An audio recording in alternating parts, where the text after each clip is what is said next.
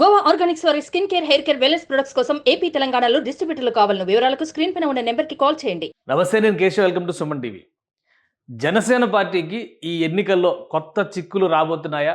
ముఖ్యంగా సింబల్ విషయంలో మరింత ప్రతికూల పరిస్థితులు సృష్టించేందుకు ప్రత్యర్థులు వ్యూహం పన్నుతున్నారా? దీనికి ఎవరనే సమాధానం వినిపిస్తుంది.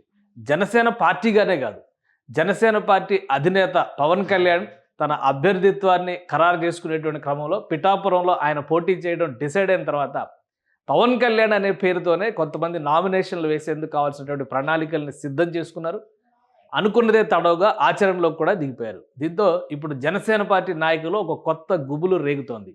ప్రధానంగా సింబల్ విషయంలో, మరోవైపు అభ్యర్థిత్వాల విషయంలో కూడా దాదాపు జనసేన అభ్యర్థుల్ని పోలినటువంటి వ్యక్తులే నియోజకవర్గాలు, అంటే ఆ పేర్లతో మ్యాచ్ అయ్యేటువంటి పేర్లు ఉన్నటువంటి వ్యక్తుల్ని వివిధ నియోజకవర్గాల్లో స్వతంత్ర అభ్యర్థులుగా బరిలో దింపేందుకు వ్యూహాలు తెర వెనుక నడుస్తున్నట్టుగా తెలుస్తుంది. దీనికి సంబంధించినటువంటి అంశాలు విస్తృతంగా వైరల్ అవుతున్నాయి. ముఖ్యంగా పవన్ కళ్యాణ్ పేరుతోనే పిఠాపురంలో మరొక 2-3 అభ్యర్థులు నామినేషన్లు వేస్తున్నటువంటి పరిస్థితి ఉంది. నామినేషన్ల స్క్రూటినీ తర్వాత, ఫైనల్ అనౌన్స్మెంట్ తర్వాత దీనిపైన మరింత స్పష్టత వస్తుంది. అయితే ఇప్పటికే స్వతంత్ర అభ్యర్థులుగా నామినేషన్లు దాఖలు చేసిన వారి నుంచి వస్తున్నటువంటి ఇబ్బందులపైన జనసేన పార్టీ నాయకత్వం దృష్టి పెట్టింది. ఈ క్రమంలోనే దీనిపైన కావలసినటువంటి అవగాహన కార్యక్రమాలు నిర్వహించడానికి జనసేన పార్టీ చర్యలు చేపడుతోంది. ఈ అంశాలేంటి, దీనికి సంబంధించినటువంటి విశ్లేషణ ఒకసారి చూద్దాం. జనసేన పార్టీకి సంబంధించినటువంటి అభ్యర్థిత్వాల విషయంలో ఒక చర్చ నడుస్తుంది. ప్రధానంగా పిఠాపురం నియోజకవర్గంలో జరుగుతున్నటువంటి పరిణామాలు, ఆ క్రమంలోనే ఒక 3 పేర్లు ప్రముఖంగా వినిపిస్తున్నాయి. కొణిదెల పవన్ కళ్యాణ్ ఆల్రెడీ ఆయన నామినేషన్ దాఖలు చేశారు. గాజు గ్లాసు గుర్తుపైన పవన్ కళ్యాణ్ పోటీ చేస్తారు. ఎందుకంటే ఆ symbol election commission of India Janasena పార్టీకి కేటాయించింది కాబట్టి. ఇదే క్రమంలో పిఠాపురంలో రాబోయేటువంటి నామినేషన్స్ దాఖలైనటువంటి కొన్ని పేర్లను బట్టి కనుక పరిశీలనలోకి చూస్తే కనుక బ్యాలెట్ పేపర్ ఏ విధంగా ఉండబోతుంది అనేటువంటి నమూనా బ్యాలెట్ పేపర్ ఒకటి వైరల్ అవుతుంది. పవన్ కళ్యాణ్ పేరు 6వ నంబర్లో ఉంటే కొణిదెల పవన్ కళ్యాణ్, ఇది గ్లాస్ సింబల్, అంటే ఇది జనసేన పార్టీకి సంబంధించినటువంటి సింబల్. అయితే ఆయనకు పైన కింద కూడా అదే పేర్లతో ఉన్నటువంటి అభ్యర్థులు వచ్చేటువంటి అవకాశాలు ఉన్నాయి. ఎందుకంటే ఆల్ఫాబెటికల్ ఆర్డర్లో బ్యాలెట్ పేపర్లో పేర్ల క్రమాన్ని డిసైడ్ చేస్తారు. అలానే జాతీయ పార్టీలకి ముఖ్య స్థానం ఇస్తారు, ఆ తర్వాత ప్రాంతీయ పార్టీలు, ఆ తర్వాత అన్రిజిస్టర్డ్ పార్టీలు ఈ కేటగిరీలో వస్తాయి. కాబట్టి జనసేన పార్టీ రిజిస్టర్డ్ పార్టీగా ఉన్నప్పటికీ కూడా గుర్తింపు పొందిన పార్టీ కాదు కాబట్టి స్వతంత్ర అభ్యర్థుల కేటగిరీ లిస్టులో వచ్చే అవకాశాలు ఎక్కువగా ఉన్నాయి. సో దీన్ని బట్టి బ్యాలెట్ పేపర్లో ఆయన పేరుకు పైన ఒక పవన్ కళ్యాణ్, కింద ఒక పవన్ కళ్యాణ్ ఉండేటువంటి అవకాశాలు కనిపిస్తున్నాయి. ఇక్కడ ఈ నమూనా బ్యాలెట్ పేపర్లో వస్తున్నటువంటి ప్రచారంలో ఉన్నటువంటి పేరును ఒకసారి పరిశీలిస్తే 5వ నంబర్ అభ్యర్థిగా కోనేటి పవన్ కళ్యాణ్ అనేటువంటి పేరు కనిపిస్తుంది. ఆయన గుర్తు చూస్తే బకెట్ సింబల్ వచ్చేటువంటి ఉంది. ఎందుకంటే బకెట్ సింబల్ ఇప్పటికే ఒక రాజకీయ పార్టీ రిజిస్టర్ చేసింది. ఆ రాజకీయ పార్టీ పేరు కూడా పవన్ కళ్యాణ్ పార్టీతోనే మ్యాచ్ అవుతున్నటువంటి పేరు ఉంది. జాతీయ జనసేన పేరుతో ఇటీవల కాలంలో ఒక పార్టీ కార్యకలాపాలని, కార్యాచరణని ప్రారంభించింది. జనసేనకి పోటీగా ప్రచారం చేస్తుంది. అలానే చిరంజీవి ఇమేజ్ను ఉపయోగించుకొని కూడా ప్రచారం చేసుకున్నటువంటి సందర్భాలను చూస్తున్నాం. సోషల్ మీడియాలో దీనికి సంబంధించినటువంటి ఇమేజెస్ కానీ, వీడియోస్ కానీ వైరల్ అవుతూ వస్తున్నటువంటి పరిస్థితి ఉంది. సో పవన్ కళ్యాణ్ని పిఠాపురం నియోజకవర్గంలో ముఖ్యంగా నిరక్షరాస్యులు, కొంతమంది అవగాహన లేకుండా తొందరపాటుగా ఓటు వేసేటువంటి వాళ్ళని కన్ఫ్యూజన్కి గురి చేసేటువంటి ఒక ఎత్తుగడగా దీన్ని జనసేన పార్టీ నాయకులు చెప్తున్నారు. సో అదే క్రమంలో ఈ జాతీయ జనసేన పార్టీ తన అభ్యర్థిని కోనేటి పవన్ కళ్యాణ్ అనేటువంటి వ్యక్తిని పిఠాపురం నియోజకవర్గంలో నిలబెడుతున్నట్టుగా ఒక సమాచారం ఉంది. ఈ పార్టీకే వీళ్ళు కొంతమంది నామినేషన్స్ కూడా దాఖలు చేశారు. అయితే స్వతంత్ర అభ్యర్థులకు సంబంధించినటువంటి జాబితాని ఇంకా ఎన్నికల సంఘం క్లియర్గా రిలీజ్ చేయలేదు కాబట్టి స్థానికంగా వస్తున్నటువంటి సమాచారాన్ని బట్టే అందరూ అంచనాలు వేస్తున్నారు. ఎందుకంటే మొత్తంగా 175 అసెంబ్లీ స్థానాలకు గాను ఆంధ్రప్రదేశ్లో 3300 పైచిలకు నామినేషన్లు దాఖలైనాయి. ప్రధాన పార్టీలతో పాటు స్వతంత్ర అభ్యర్థుల జాబితాలను కూడా మనం డిసైడ్ చేశాం. సో ఇవన్నీ కూడా 25వ తేదీ నామినేషన్లు పూర్తవుతుంది. నామినేషన్ల ప్రక్రియ పూర్తయిన తర్వాత ఒకరోజు స్క్రూటినీ చేస్తారు. ఆ స్క్రూటినీ కంప్లీట్ అయిన తర్వాత దీనికి సంబంధించినటువంటి వివరాలు, ఎందుకంటే విత్డ్రా చేసుకోవడానికి కూడా 2 రోజుల సమయం ఉంది.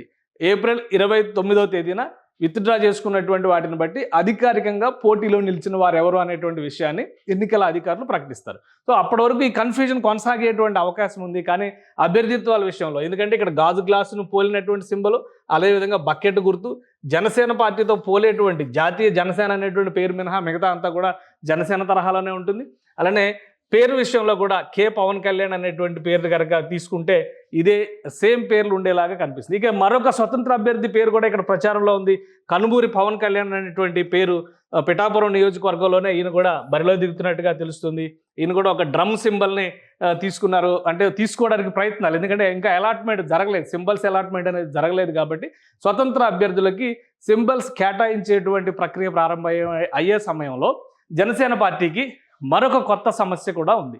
ఆ కొత్త సమస్య ఏంటంటే జనసేన పార్టీ గుర్తింపు పొందిన పార్టీ కాదు కాబట్టి సింబల్ విషయంలో కూడా రిజర్వేషన్స్ లేవు. సో జనసేన పార్టీ పోటీ చేస్తున్నటువంటి 21 అసెంబ్లీ నియోజకవర్గాలు 2 పార్లమెంటు స్థానాలు మినహాయిస్తే మిగతా అన్ని చోట్ల కూడా ఫ్రీ సింబల్స్ జాబితాలోనే జనసేన పార్టీకి సంబంధించినటువంటి గుర్తు ఉంది. సో ఈ గుర్తుని ఎవరైనా స్వతంత్ర అభ్యర్థి ఎంచుకునేటువంటి అవకాశం ఉంది. నిబంధనల ప్రకారం ఒకవేళ ఎన్నికల సంఘం కనుక గాజు గ్లాసు గుర్తుని స్వతంత్ర అభ్యర్థులకు కేటాయిస్తే జనసేన పార్టీ అభ్యర్థులు చిక్కుల్లో పడేటువంటి ప్రమాదం ఉంది.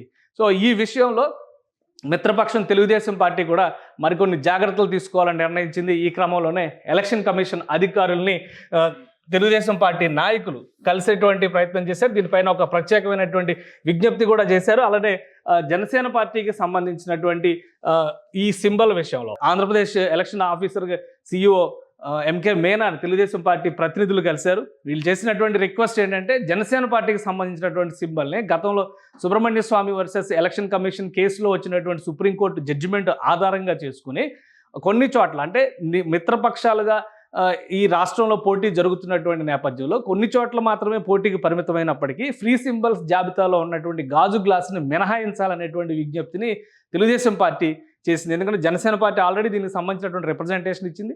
అలానే 2 పార్టీలు కలిసి కేంద్ర ఎన్నికల సంఘానికి కూడా విజ్ఞప్తి చేశారు.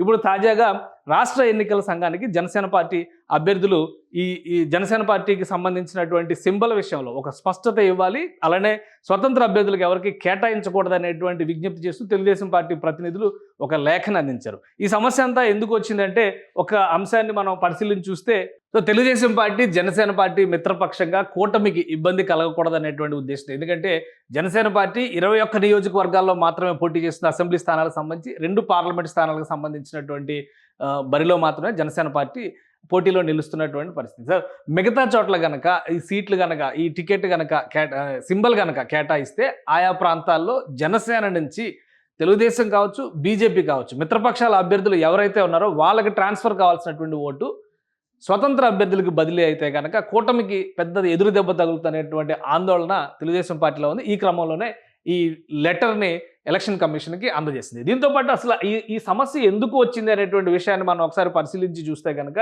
ఇలా వివిధ రకాల పేర్లు పెట్టుకునేటువంటి అభ్యర్థులు రావడం ఒకటి. ఎందుకంటే జాతీయ జనసేన అనేటువంటి పార్టీకి సంబంధించి గతంలోనే ప్రక్రియ మొదలైంది. జనసేన పార్టీని వివిధ రూపాల్లో దెబ్బతీసేటువంటి ఎత్తుగడలో భాగంగానే ఇది జరుగుతోంది అనేటువంటి మాటని జనసేన పార్టీ నాయకులు స్వయంగా చెబుతున్నారు.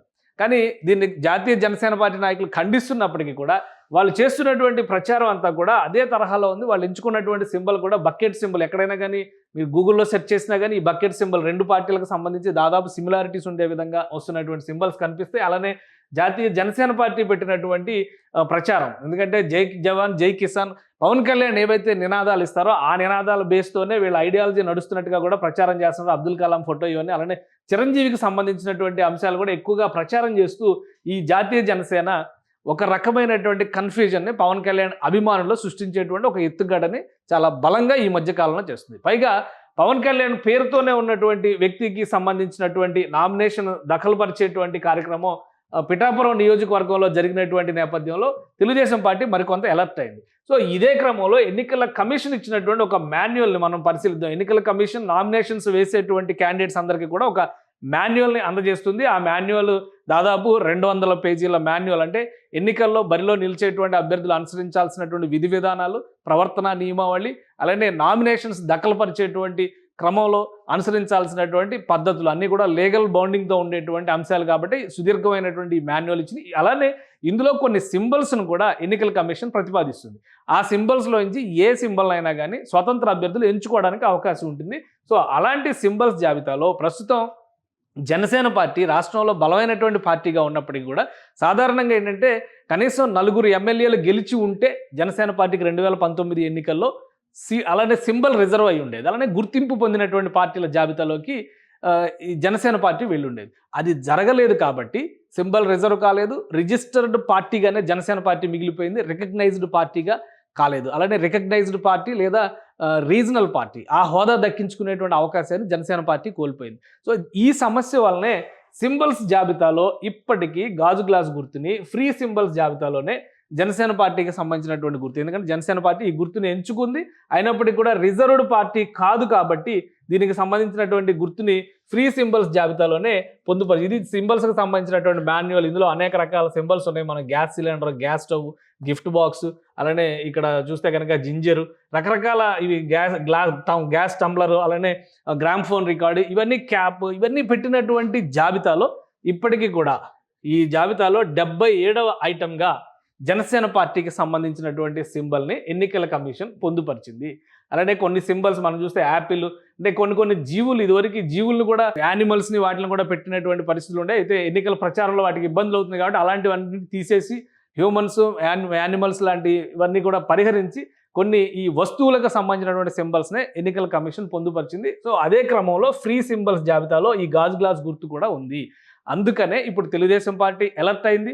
మిత్రపక్షాల గుండెల్లో దడ పుట్టిస్తున్నటువంటి పరిస్థితి ఉంది. అన్నిటికీ మించి జనసేన పార్టీ అధినేత పోటీ చేస్తున్నటువంటి నియోజకవర్గంలోనే పవన్ కళ్యాణ్ అనే పేరుతోనే ఒక రకమైనటువంటి ఈ డూప్స్ క్రియేట్ అవుతున్నటువంటి పరిస్థితి ఉన్నాయి. మనం డీప్ ఫేక్లు అని చెప్పని సోషల్ మీడియాలో ఎలా అయితే ఇప్పుడు చూస్తున్నామో, ఎలక్షన్లో డీప్ ఫేక్లుగా మారిపోతున్నటువంటి ఎత్తుగడలు ప్రత్యర్థుల్ని చిత్తు చేసేటువంటి క్రమంలో ప్రతివ్యూహాలుగా అమలు చేస్తున్నటువంటి ప్రయత్నం జరుగుతోంది. సో జనసేన పార్టీ నాయకులు ఇప్పుడు దీనిపైన ఒక సోషల్ మీడియా క్యాంపెయిన్ మొదలుపెట్టారు. ఎక్కడెక్కడైతే పోటీ చేస్తున్నారో ఆ 21 నియోజకవర్గాలు ప్లస్ 2 పార్లమెంటరీ నియోజకవర్గాల పరిధిలో జనసేన పార్టీ నాయకులు గాజు గ్లాసు గుర్తు పవన్ కళ్యాణ్ లేదా అభ్యర్థి, ఏ అభ్యర్థి అయితే ఆ అభ్యర్థి. ఉదాహరణకి బత్తుల బలరామకృష్ణ రాజానగరం అసెంబ్లీ కాన్స్టిట్యున్సీలో పోటీ చేస్తే అదే పేరుతో రామకృష్ణ అనేటువంటి పేరునో, బత్తుల బలరామకృష్ణ అనే పేరును కాపీ అయ్యే విధంగా ఉన్నటువంటి పేరునో, ఇంటి పేరులో మార్పులు ఉండే విధంగా ఉండేవో అటువంటి వాటిని అనుసరిస్తూనే కొత్త అభ్యర్థులు అందులో బయలుదేరిపోతారు. వాళ్ళు ఈ జాతీయ జనసేన పార్టీ పేరు మీద కావచ్చు, స్వతంత్ర అభ్యర్థులుగా కావచ్చు బరిలో నిలిచేటువంటి అవకాశం ఉంది. జనసేన పార్టీకి సంబంధించినటువంటి అభ్యర్థుల్లోనే ఈ గందరగోళాన్ని సృష్టించేటువంటి క్రమంలో ఈ డీప్ ఫేక్, అంటే ఎలక్షన్ పోలింగ్ డీప్ ఫేక్గా దీన్ని మనం పరిగణించాల్సినటువంటి పరిస్థితి ఉంటుంది. ఈ ఎలక్షన్ డీప్ ఫేక్ పాల్పడేటువంటి అవకాశం ఉంది కాబట్టి జనసేన పార్టీ కార్యకర్తలు, అభిమానులు, ఓటర్లు ప్రధానంగా ఈ విషయంలో అలర్ట్ అయి ఉండాలనేటువంటి విజ్ఞప్తిని జనసేన పార్టీ నాయకులు సోషల్ మీడియా క్యాంపెయిన్ ద్వారా మొదలుపెట్టారు. సో ఏం జరుగుతుందో చూడాలి. ఇది జనసేనకు మాత్రమే పరిమితం అవుతుందా లేదా ఇతర రాజకీయ పార్టీలకు కూడా? ఎందుకంటే 2014 ఎలక్షన్స్ సమయంలో ఒక గందరగోళమైనటువంటి పరిస్థితి ఏర్పడింది. వైఎస్ఆర్సీపీ జెండాను పోలిన విధంగా విశ్వశాంతి పార్టీ పేరుతో కేఏ పాల్ రంగంలో దిగినటువంటి పరిస్థితి. సో ఇదంతా కూడా ఒక కన్ఫ్యూజన్ క్రియేట్ చేసిందని అప్పట్లో ఒక అభిప్రాయం వచ్చింది. ఇప్పుడు తాజాగా జనసేన పార్టీని, జనసేన అభ్యర్థుల్ని టార్గెట్ చేస్తూ జాతీయ జనసేన అనేటువంటి ఒక పార్టీ తెరపైకి వచ్చింది. రేపు సింబల్ విషయంలో కూడా కొన్ని సిమిలారిటీస్ ఉన్నాయి. ఇప్పుడు సేమ్ పేరు, ఒకే రకమైన పేరు, ఒకే రకమైన గుర్తులు ఉండేటువంటి స్వతంత్ర అభ్యర్థుల పేరుతో ఈ ఎలక్షన్ డీప్ ఫేక్లకి పాల్పడేటువంటి ఎత్తుగడని ప్రత్యర్థులు వేస్తున్నారనేటువంటి ఆలోచనతో జనసేన పార్టీ ఉంది. ఇక ఓటర్లు అలర్ట్గా ఉండాలి. అభ్యర్థిని ఎంచుకునేటువంటి క్రమంలో కానీ, పార్టీ సింబల్ని గుర్తించి ఓటు వేసేటువంటి క్రమంలో కానీ మరింత జాగ్రత్తగా ఉండాలి. ఎందుకంటే ప్రజాస్వామ్యంలో 5 ఏళ్లకోసారి వచ్చేటువంటి విలువైన ఆయుధం ఓటు మాత్రమే. ప్రశ్నించే అవకాశం లేకపోయినా కనీసం ఇప్పుడు పంపించే అవకాశం ఇచ్చేటువంటి ఛాన్స్ ఉన్నది ఈ ఓటు అస్త్రం ద్వారానే ఉంది. కాబట్టి ఓటర్లు మరింత అలర్ట్గా ఉంటారని ఆశిద్దాం. సుమన్ టీవీలో మీ పర్సనల్ అండ్ బిజినెస్ ప్రమోషన్స్ కోసం కింది నెంబర్కి కాంటాక్ట్ చేయండి.